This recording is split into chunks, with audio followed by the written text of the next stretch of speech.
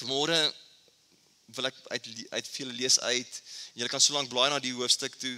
Ons gaan nog nie daar lees, maar julle kan so lank blaai. Het gaan ook op die skerm verskyn. Is Levitikus 9 vanaf vers 15 tot 21. Levitikus 9 vanaf vers 15 tot en met vers 21. En vanmôre wil ek met julle die gedagte deel oor kondisioneel. Alles het 'n kondisie in hierdie lewe. Sê julle saam? Alles het 'n voorwaarde in hierdie lewe. 'n Kontrak wat jy teken, het 'n voorwaarde. As jy 'n huislening gaan vat, het dit 'n voorwaarde. Moet jy die reëls en regulasies, die terme en voorwaardes lees om seker te maak wat jy jouself voor insit. As 'n kar het terme en kondisies. As jy nie daai terme en kondisies gaan mooi lees nie, gaan jy jouself in die voet skiet. Alles het kondisies in hierdie lewe. Alles is kondisioneel in hierdie lewe wat ons leef. En as jy dit nie volg nie, betaal jy die prys, betaal jy die nagevolge van daai kondisie, van dit wat jy ooreengestem het mee. Stem julle saam? Hier is nou baie stil. Dis hoe dit werk. Dit is hoe dit is. Dis hoe die wêreld werk. En wanneer ons hierdie stuk lees, en julle gaan verstaan waar ek by kom met die tema kondisioneel, dan sien ons Moses kry die bevel van God af om Aaron as priester te stel. Hy stel hom en sy seuns as priesters aan. Dis een van die eerste dinge wat hulle doen. God vra vir hom hierdie ding. As jy na die eerste deel van hierdie hoofstuk kyk, dit is wat hy doen. En die eerste van die dinge wat hulle doen nadat hulle as priesters aangestel is om offers te bring aan God, sodat die teenwoordigheid van die Here in hulle midde kan wees. As jy vers 5 en 6 gaan lees in die hoofstuk, praat dit vir ons en sê vir ons dat God wil homself openbaar, maar iets moet eers gebeur. Daar moet 'n offer gegee word. En ons lees, en dan gaan op die skerm ook verskyn, die volgende, wat dit sê vanaf vers 5, en sê, daarna het Aaron die offer van die volk na die altaar toe gebring. Hy het die bokram wat as sonneoffer vir die volk bedoel was, gevat, hom geslag en geoffer op dieselfde manier as die vorige sonneoffer. En net om te pause hierso, hy moes vir homself ook rekenskap neem. Hy moes self 'n offer vir sy sonde, vir hom 'n offer gee. Daarom sê dit hierso, soos die vorige sondeoffer, hy moes self 'n offer ook gee as jy gaan lees. Ek lees van vers 16 verder, hy het ook die brandoffer van die volk na die altaar toe gebring en dit volgens die voorskrif geoffer. Toe het hy die graanoffer nader gebring en 'n handvol daarvan op die altaar verbrand. Dit was afgesien van die daaglikse brandoffer, die bul en die ram wat bedoel was as maaltydoffers van die volk, het hy ook geslag. Die seuns van Aaron het die bloed vir hom aangegee en hy het dit rondom teen die altaar gesprinkel. Sy seuns het die vetdele van die bul en die ram, naamlik die vetstert, die niervet, die niere en die punt van die lewer op die borsstukke gepak en dit alles vir Aaron aangegee.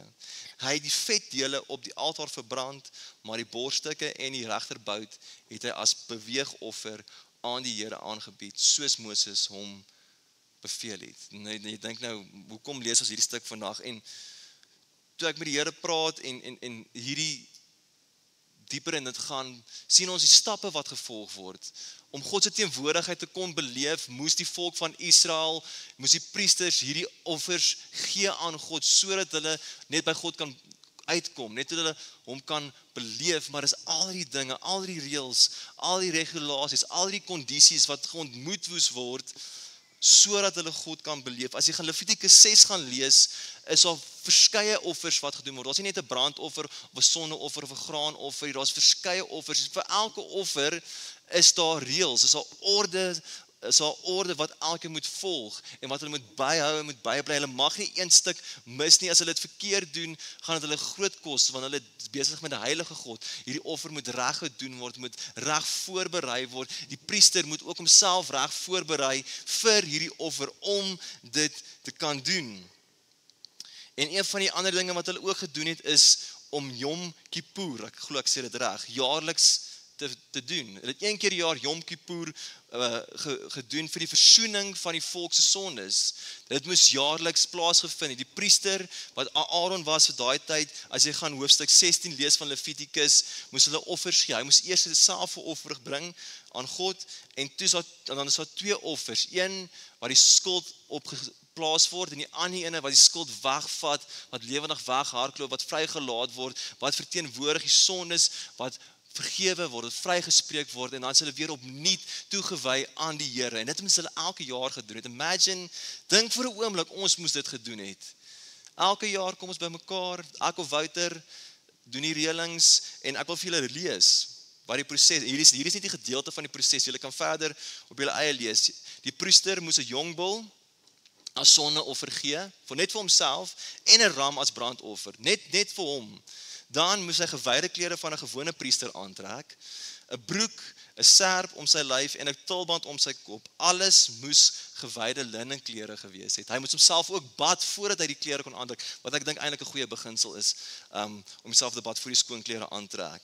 Maar dis wat hy moes homself reinig, moes homself skoon maak om dit aan te kon trek. En dan gaan die proses waar die 2 bokramme offer en so gaan dit aan en jy kan die res gaan lees.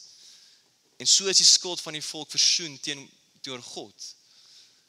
Dink julle dis nie baie pity nie. Dis ook ons baie werk, net om by God te kon uitkom, net om al hierdie dinge te kon volg, die reëls te kon volg, maar dit was vir daai tyd toepaslik geweest. In die Ou Testament moes hulle dit doen, moes hulle hierdie kondisies volg vir dit om te gebeur, vir hulle sondes om vergewe te word, vir hulle vryspraak, vir wat ook al. Moes hulle dit doen. Dit was kondisioneel geweest, as jy so daarna kan kyk. En dit was net die begin geweest. En wat by my stil gestaan het hierdie hele week is God vir my en jy nog kondisioneel.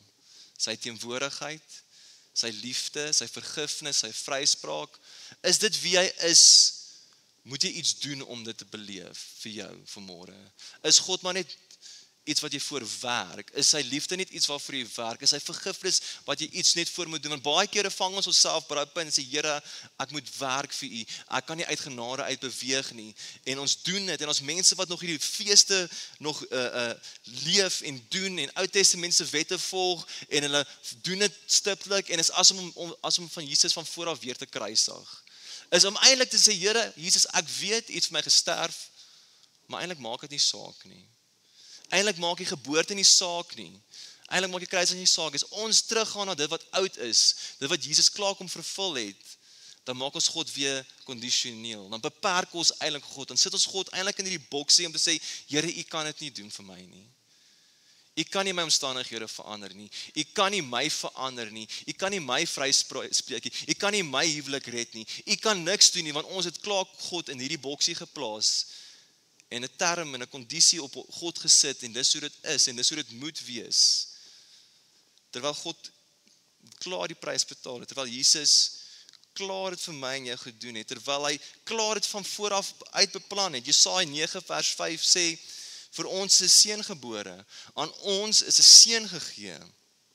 Hy sal heers en hy sal genoem word wonderbare raadsman, magtige God, ewige Vader, vrede vors. Dis wie hy is vanmôre. Maar ons vergeet van dit. Ons dink ons moet nog steeds iets doen vir God. Ons dink ons moet nog steeds werk vir wie hy is.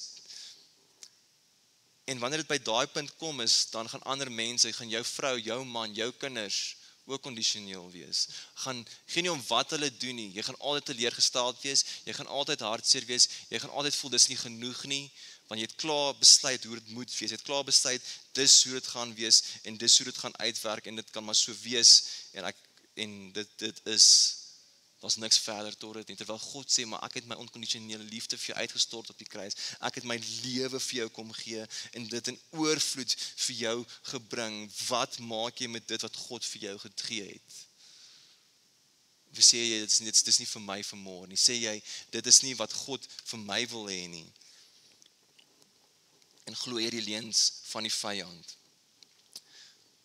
Jesaja 53 vers 3 tot 6 leer vir ons, dit sê die volgende, hy sê, hy was verag en deur die mense verstoot. 'n man van lyding wat pyn geken het, iemand vir wie die mense die gesig weggedraai.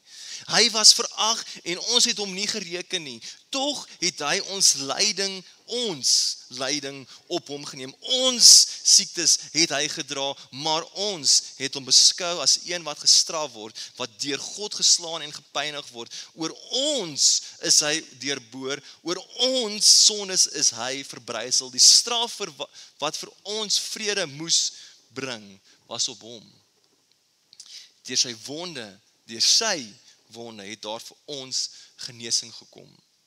Ons het almal gedwaal so skape. Hier is 'n belangrike stuk. Ons het elkeen sy eie pad geloop. Maar die Here het ons almal se sonde op hom laat afkom. Jy sien, ons sonde was kondisioneel gewees voor dit. Ons sonde moes ons iets voordoen. Ons moes 'n offer gee. Ons moes iets voor God neerlê en dit moes vlekkeloos gewees het. Daai skaap of daai ram wat jy gegee het, kon nie enige defects gehad het nie. Hy moes perfek gewees het, geen merke, niks nie. En ons moes dit voor God gebring het as sy kinders. Maar God sê hierso, dis klaar betaal. Hoekom dit wat onkondisioneel is weer verander? Hoekom weer in jou sonde terug aan? Hoekom weer teruggaan in jou verlede? Hoekom teruggaan in dit als wat jy as mens is, as dit klaar betaal is, as jy klaar vrygespreek is, as dit klaar vir jou verniet gedoen is? En nog steeds is ons as gelowiges so, maar ek weet nie so seker nie. Ek weet nie of dit vir my geld vanmôre, ek weet nie of dit vir my is nie, maar dit is vir jou vanmôre. Dit is vir jou, dit is vir jou familie, dit is vir jou vriende, dit is vir die mense wat jy ken, wat in die wêreld leef, dit is vir almal wat Jesus sal aanroep as hulle saligmaker, as hulle verlosser. En is dit wat hy vir jou doen te vergeefs vanmôre? Is sy liefde vir jou vanmôre te vergeefs? Is die vryspraak van jou sonde te vergeefs? Is dit kondisioneel vanmôre dit wat hy vir jou gedoen het, of besef jy vanmôre dat hy jou onkondisioneel liefhet? Ek het 'n video gekyk van 'n vrou wat praat. Sy praat oor genade in die week. En sy sê die volgende ding oor genade. Sy sê dat genade begin nie wanneer jy gesondig het nie. Ek dink dit klink vreemd, maar dis tog maak sin. Sy sê dis nie waar dit begin nie. Genade is daar in elk geval, want jy verdien dit nie. Sonde word in elk geval daarvan vir jou gegee. Genade word vir jou gegee. Ten spyte van wat jy gedoen het, ten spyte van jou keuses, is genade in elk geval geïmplementeer in jou lewe. Jy kan niks doen nie, jy sal ooit niks kan doen nie, want hy het klaar die prys betaal. Een van my jeugpastoor het altyd gesê, as jy in die polisie is jy in 'n kar is, met 2 drug lords binne in jou kar, en die polisie keer jou af, is as om te sê, jy weet wat, jy kan vrygaan van hierdie.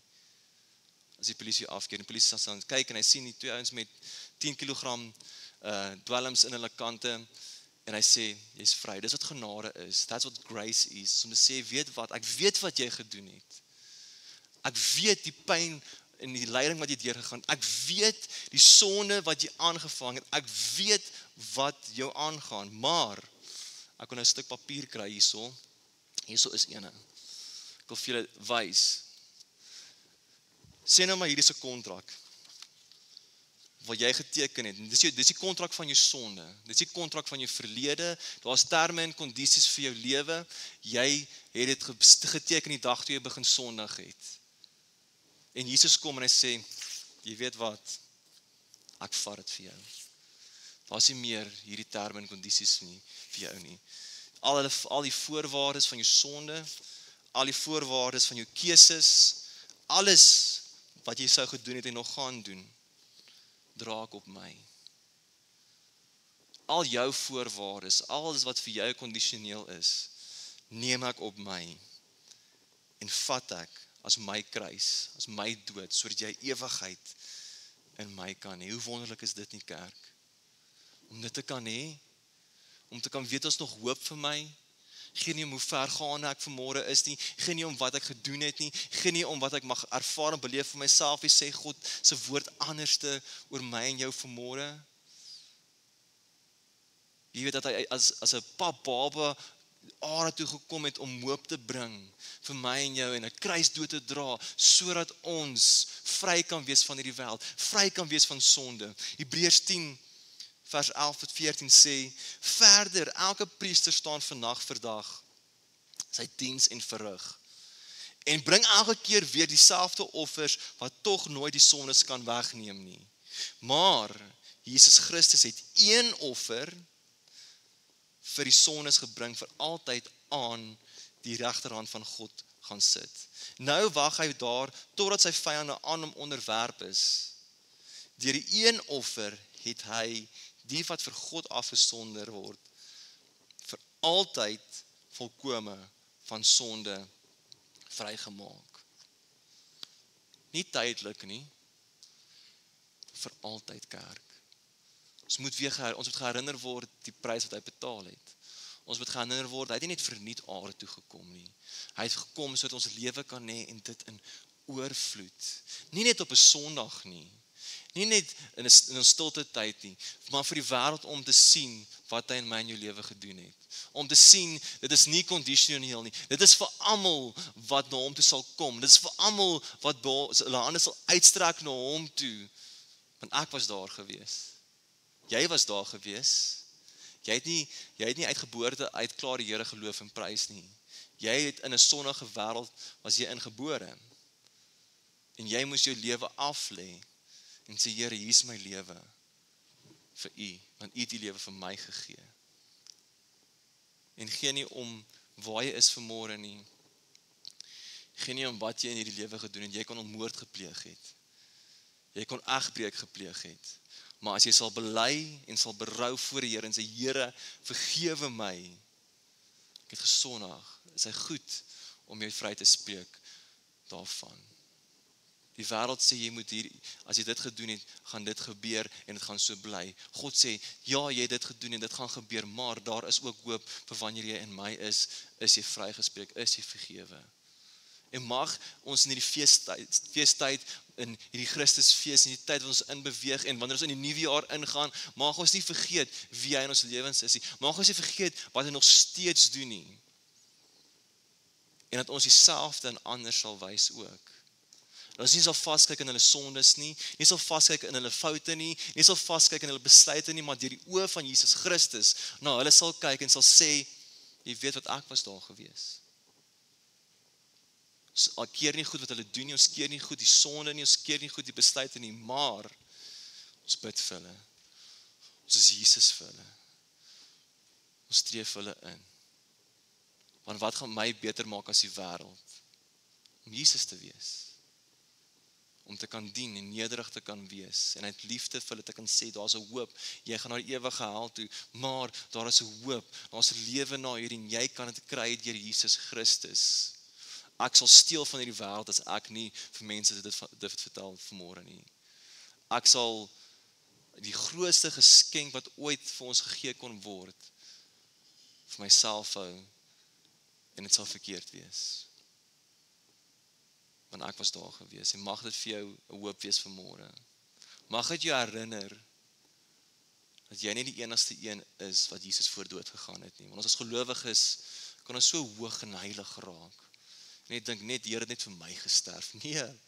Hy het vir ons elkeen gesterf. Hy het vir die persoon daar buite gesterf. Hy het vir die mense gesterf wat moor, wat verkrag, wat doodmaak, wat egbreek pleeg, wat dronkaarde is, wat dwelmgebruikers is, wat prostituie is, al daai mense en die lys kan aan en aan gaan. Hy het vir almal gesterf. Want sy liefde is nie kondisioneel nie. Dit is onkondisioneel. Mag dit vir jou die waarheid wees vanmôre. Mag jy dit nie net as nog 'n boodskap vat vanmôre nie. Mag jy net dink, okay, dis interessant nie, maar mag jy ter harte neem wat hy vir jou gedoen het. Jy mag jy herinner word die koste daarvan. Die perfekte lam. Die wet kom gevul vir my en jou, sodat ek en jy nie meer hoef te doen nie, maar direk na hom toe kan gaan. Maar hy het geweet ons gaan foute maak. Hy het geweet ek sou nie elke jaar 'n offer kon gee nie. Ek sou nie vir elke sonde 'n offer kon gee nie. Ek sou moeg gewees het en arm gewees het, sê ek vir jou, as ek dit moes doen. En Jesus het ons menslikheid geweet en daarom het hy gekom en gesê ek sal die perfekte offer wees vir julle, sodat julle in my kan wees, soos ek in die Vader is. Hoe wonderlik is dit nie, kerk? Dit is wonderlik. Kom ons sluit so die oë, en dan gaan ons in hierdie oomblik in gebed gaan, en ek wil raar hê in hierdie oomblik, dalk is dit wat God vir jou was in hierdie jaar. Dalk nie eers in hierdie jaar, maar jou hele lewe lang is God net beperk gewees. Was daar net voorwaardes en terme vir jou gewees, vir wie God is en vir wat hy vir jou kan doen. Dalk het jy jou familie verlang so gesien, en jy kon nie die genade van Jesus Christus oordra na jou familie toe nie, en dalk moet jy net weer 'n besluit neem vanmôre, en sê, Here, hier is my lewe. Hier is ek. In hierdie feesgety mag dit vir jou wees.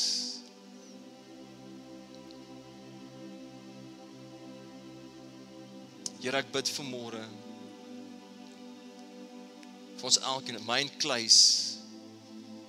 En as jy in hierdie oomblik wil opstaan en sê, Here, ek wil deel wees van hierdie gebed, ek wil deel wees en ek wil nie enigstens wegskuif van wat U is, ek wil nie teruggaan na die ou toe nie, maar ek wil in die nuwe wees, ek wil in U wees, kan jy saam met my staan vanmôre en sê, Here, ek gaan nie U liefde meer kondisioneel maak nie, ek gaan nie meer U liefde net een kant toe skuif nie, ek gaan nie wie ek is, wie U is in 'n boksie plaas nie.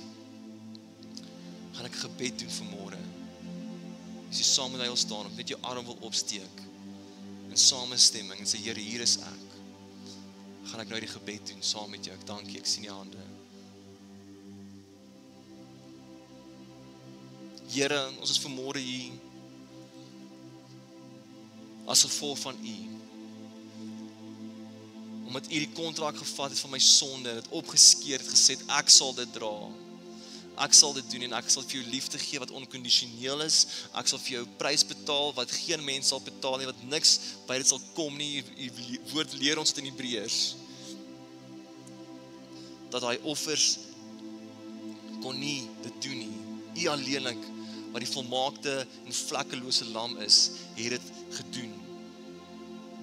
En Here, vanmôre lê ons onsself voor U neer en sê, Here, kom help ons, kom verander ons harte om anders te kyk na die wêreld, om anders te kyk na ons familielede, om anders te kyk na ons eggenoot en na ons kinders, en nie 'n kondisie op hulle te plaas nie, maar te sê, Here, ek sal hulle onkondisioneel lief hê, want U het my onkondisioneel lief. Geen nie om wat hulle gedoen nie, geen nie wat hulle gesê het, geen nie om wat hulle nog gaan doen nie, Here Jesus, nog steeds hulle sal lief hê soos U ons lief het.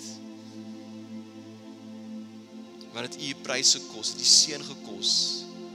Maar U het in blyheid gedoen, want ons as die kinders is in U as gevolg van die Seun Jesus Christus. Here, dankie daarvoor vanmôre. Dankie vir U hart, vir U liefde, o Koning Jesus. Alle lof en alle eer kom U toe, o Koning. Ja, Here Jesus, ek eer U daarvoor. Dankie my God en my Heer. Ek loof U daarvoor in Jesus naam.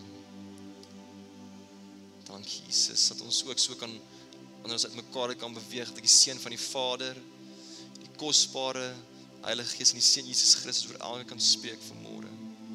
Dat U met hulle sal wees in die feesgety, dat U hulle sal bewaar as familie, as vriende, Here Jesus, dat U met hulle sal wees. Ek bid die bloed van Jesus Christus, U beskermende hand, Here Jesus. Ek bid dat die engelegane U bevel oor hulle sal beskerming hou, Here Jesus, voor hulle sal uitgaan, Here.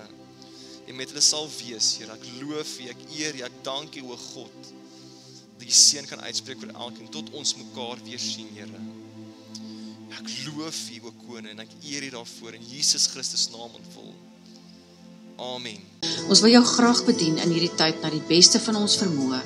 Jy is ook welkom om te saai in hierdie bediening op die volgende maniere, deur middel van SnapScan of EFT. Ons waardeer elke bydrae en spreek die Here se rykste seën uit oor jou en jou gesin.